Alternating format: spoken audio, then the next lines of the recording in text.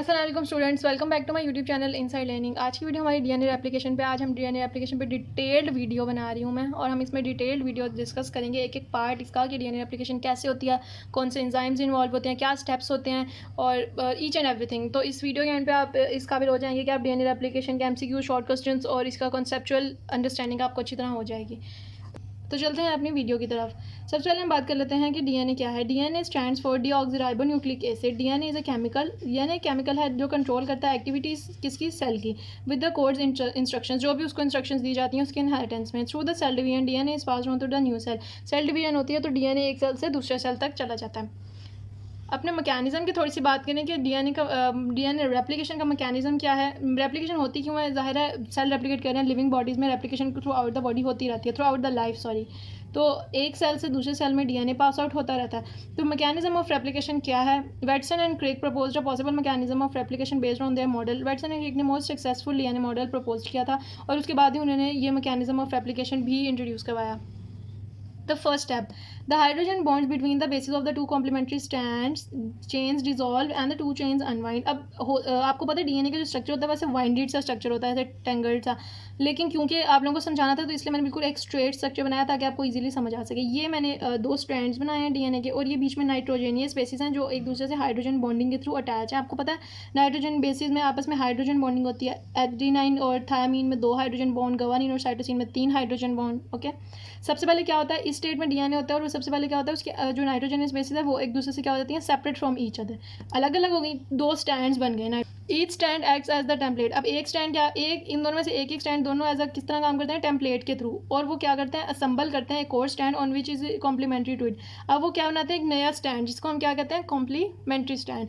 ये एक पुराना स्टैंड है, वही स्टैंड जो अलग हुए हैं। ऊपर वाले जो स्टैंड है उनको मैंने जरा उनके नाम से नाइट्रोजनस बेसिस के लिखा था कि अच्छी तरह एक्सप्लेन कर सकूँ।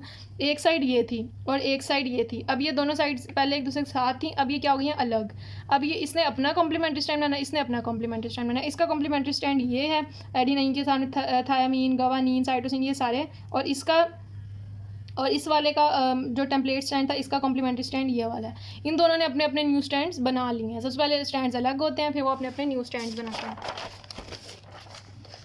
उसके बाद क्या होता है, the complementary stands are constructed from the building material of the nucleotide present in the cell. और अल्टीमेटली वो जो न्यूक्लियोटाइड्स हैं वो आके अटैच होते हैं टेम्पलेट स्टैंड पे और एक न्यू स्टैंड बनता रहता है। As a sugar phosphate backbone is assembled, each nitrogen base is original strand attach the complementary one adenine guanine. Adenine is one chain attach to the thymine. Obviously adenine thymine के साथ और guanine cytosine के साथ जाके attach हो जाता है। Thus complementary attraction by all the basis, ये जो कॉम्प्लीमेंट्री अट्रैक्शन हो रही है दोनों बेसिस के दरमियान, नए बनने वाले स्टैंड में और पुराने स्टैंड के नाइट्रोजनियस बेसिस के दरमियान, along with the assembly of sugar phosphate backbone results in the construction of 2 new chains each complementary to the original one owns। ये देखें, अब ये दोनों, ये इसकी फॉर्मेशन हो गई है ना, इसकी देखा देखी ये वाला भी स्टैंड बन गया। अब जब ये वाला स्टैंड बनता है तो आपस में इनके अंदर अब क्या हो गया, अटैचमेंट हो गया और ये हाइड्रोजन बॉन्ड्स बन गए। आप देख सकते हैं साइटोसिन गवानीन में 3 हाइड्रोजन बॉन्ड्स हैं और एडेनिन और थायमीन के अंदर 2 हाइड्रोजन बॉन्ड है। अल्टीमेटली क्या बन गया, एक न्यू डीएनए स्ट्रैंड बन गया। डीएनए रेप्लिकेशन बेसिकली इसके अंदर 3 स्टेप्स हैं। मुझे इनिशियली मेंशन कर देने चाहिए थे लेकिन मैं आपको ईजीएस्ट वे में समझाना चाह रही थी इसलिए मैंने मेंशन नहीं किया। अब मैं आपको बता दूं कि इसके अंदर DNA replication involves 3 major steps, initiation, elongation and termination.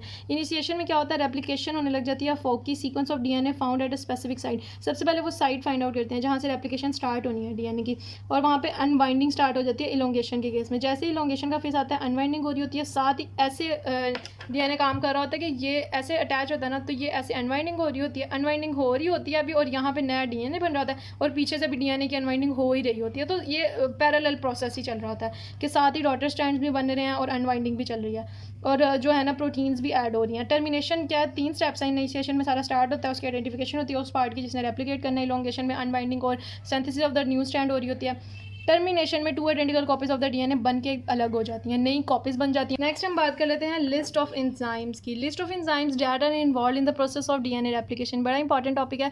एक एंजाइम की अपनी एक स्पेसिफिक वर्किंग है, अपनी एक स्पेसिफिक फंक्शन है। हम उसको इस वीडियो में एंड पे अपनी वीडियो तक इसको डिस्कस करने वाले हैं। आपने ये पार्ट बिल्कुल भी मिस नहीं करना क्योंकि इसमें से अक्सर एमसीक्यूज आते हैं। List of enzymes, DNA helicase, DNA polymerase, DNA clamp, DNA ligase, primase, topoisomerase, single strand binding protein, these are all the enzymes that are involved in the DNA replication। अब इनको वन बाय वन हम study कर लेते हैं। सबसे पहले हम बात करते हैं DNA helicase. What is the function of DNA helicase. DNA helicase enzyme unwind that double helix by breaking that hydrogen bond between the complementary strands.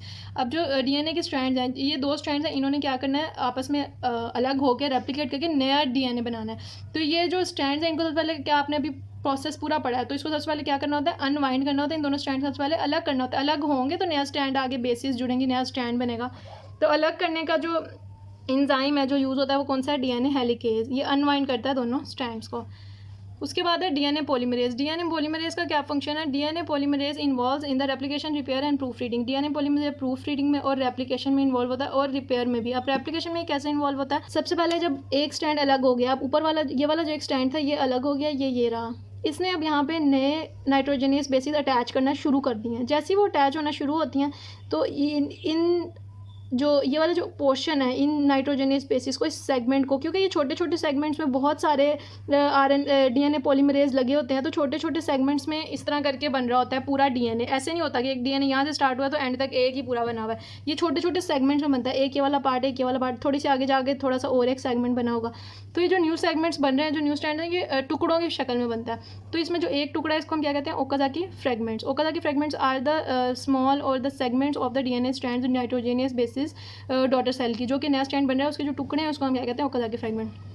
अब डीएनए पॉलीमरेज का क्या फंक्शन है, ये इन न्यूक्लियोटाइड्स की फॉर्मेशन करता है, यहाँ पे आके इनको अटैच करता है और इस पूरे सीक्वेंस को इसको बना रहा होता है, इस लेडर को फॉर्मेशन इसकी करता है, इसके आगे आगे अटैच होता है, जिसके वजह से आके न्यूक्लियोटाइड्स अटैच होते हैं और आगे फ्रेगमेंट्स बनते हैं या न्यू डॉटर सेल का स्ट्रैंड बनता है। इसके अलावा डीएनए पॉलीमरेज रिपेयर करता है, जब बन जाते हैं उसके बाद अगर उसमें कोई डैमेज आता है तो उसको रिपेयर करेगा। प्रूफ रीडिंग करेगा। प्रूफ रीडिंग बेसिकली होती है कि अगर बन के आगे चला गया ना सारा डीएनए, तो अगर उसमें कोई पार्ट गलत लग गया नाइट्रोजनियस बेस, तो वापस जाके उसको करेक्ट भी करता है। नेक्स्ट जो एंजाइम है वो है DNA ligase. Are the molecular glues, they bind molecule together. DNA ligase that bind to DNA fragments. अभी मैंने आपको बताया कि ये फ्रेगमेंट्स की फॉर्म में या टुकड़ों की फॉर्म में बनता है न्यू स्टैंड, जिसको हम कहते हैं ओकाज़ाकी फ्रेगमेंट्स। अब इन टुकड़ों को जोड़ना भी तो है, सारी जिंदगी ऐसे तो नहीं रह सकती, सारे डॉटर सेल इस तरह तो वर्किंग नहीं कर सकती ना, न्यू बनने वाला डीएनए ऐसे तो वर्किंग नहीं कर सकता। तो इन सेगमेंट्स को जो जोड़ता है ना, इनको आपस में जोड़ने के लिए फिर इनके आपस में ग्लू लगती है, ये आपस में सारा जुड़ के एक स्ट्रैंड बना देते हैं। उस ग्लू को जो लगाता है वो क्या कहलाता है, DNA ligase. DNA ligase is basically the enzyme that is used to attach all these fragments, all these Okazaki fragments. उसके बाद हम बात कर लेते हैं primase. Primase an enzyme that binds RNA. Primase क्या है, एक एंजाइम है जो क्या करता है, आरएनए को बाइंड करता है, RNA primers and assembles them at the origin of replicate site. Primase जाके लग जाता है रेप्लिकेशन की साइट पे और वहाँ जाके इनिशिएट करता है, बिल्ड्स करता है आरएनए प्राइमर्स को, and असम्बल them at the origin of replication site. इसका रेप्लिकेशन साइट पे काम है, रेप्लिकेशन साइट पे जैसे ही जाके लगता है तो वहाँ से स्ट्रैंड्स की फॉर्मेशन जो है वो स्टार्ट हो जाती है। उसके बाद है topoisomerase. Topoisomerase works at the region ahead of the replication fork to prevent the super coiling. ये भी बड़ा इंपॉर्टेंट फंक्शन है। टोपोआइसोमेरेज क्या करता है, ये अगर एक डीएनए का स्टैंड है ना, तो इसके ना एंड वाले पोर्शन में ये वाला एंजाइम होता है। ये क्या करता है, आपको पता है डीएनए बहुत बड़ा सारा है, तो पॉसिबिलिटी है कि जिस तरह पाइप होता है तो उस तरह आपस में ये टेंगल हो जाए, तो टेंगल हो गया तो जाहिर है वो सारी फंक्शनिंग सब कुछ खराब हो जाएगा। तो फिर उस चीज़ को प्रिवेंट करने के लिए ना, ताकि सेल्स नॉर्मल फंक्शनिंग करें, तो टोपोआइसोमेरेज एंजाइम इज देयर। उसके बाद हम बात करते हैं single strand binding protein. Single strand binding protein क्या है, it protects single strand DNA from being digested by the nucleases, also prevent the premature annealing in DNA। Single strand जो DNA है इसको प्रिवेंट रखने के लिए और इसको डिग्रेडेशन इसकी ना हो, इसके लिए single strand binding protein present होती हैं। ये वो सिंगल जो डीएनए प्रेजेंट है उसको प्रिवेंट करती हैं फ्रॉम डाइजेस्टिंग, कि सेल उसको डाइजेस्ट ना कर जाए और जब तक वो फर्दर अपनी प्रोसेस स्टार्ट नहीं करता तो वो सेफ रहे। और प्लस ये कि वो एनीलिंग ऑफ डीएनए को भी प्रिवेंट करती है प्रीमेच्योर स्टेट में। ये दोनों बहुत इंपॉर्टेंट फंक्शन है सिंगल स्ट्रैंड बाइंडिंग प्रोटीन के। तो आज हमने काफ़ी डिटेल में ये चीज़ डिस्कस की। सिंपल तरीके से मैंने आपको समझाया कि डीएनए रेप्लिकेशन क्या है, उसके ईजीएस्ट करके मैंने स्टेप लिखे हैं ताकि आपको बेस्ट वे में समझ आ सके। फिर मैंने आपको उसके सारे इंपॉर्टेंट एंजाइम्स बता दिए कि इंपॉर्टेंट एंजाइम्स कौन से हैं, और मैकेनिज्म भी मैंने आपको इसका अच्छी तरह एक्सप्लेन कर दिया। आई होप आपको मेरी ये वीडियो अच्छी लगी है। अगर आपको ये वीडियो मेरी पसंद आई है तो अपने से दोस्तों के साथ ज़रूर शेयर करें और मेरे चैनल को सब्सक्राइब करें।